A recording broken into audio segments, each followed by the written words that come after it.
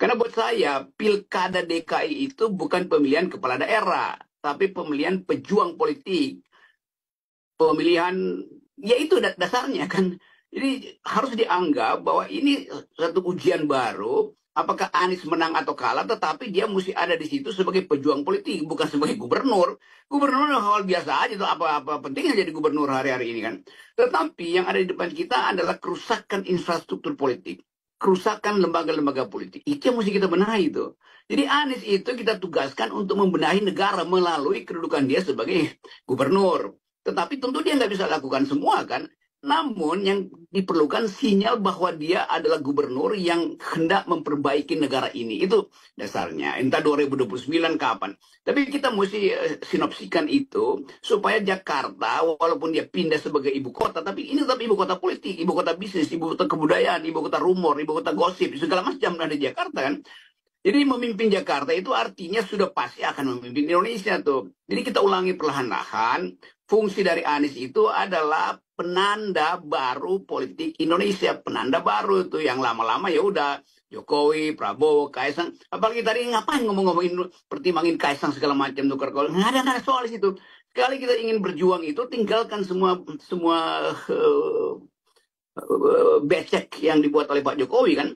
Jadi harusnya begitu tuh. Kalau itu ya udah nanti gue jadi juru bicara tim kampanye PKS, bukan tim kampanye Anies ya, tim kampanye PKS itu.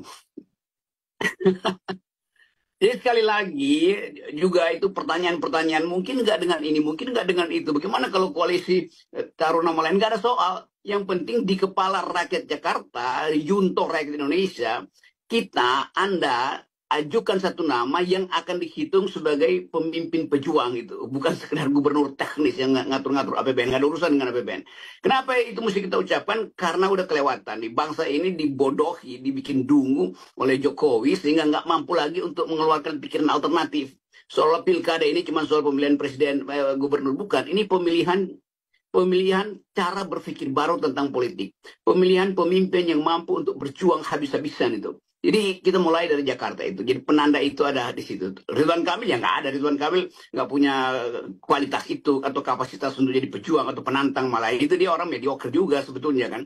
Jadi kita mau lihat itu tuh. Dan kita mesti terang-terang dikatakan, bukan saya anti Pak Ridwan Kamil, saya juga bisa puji-puji dia. Tetapi standar seseorang untuk masuk di dalam politik 2024 ke 2029 adalah pejuang. Itu aja, titik.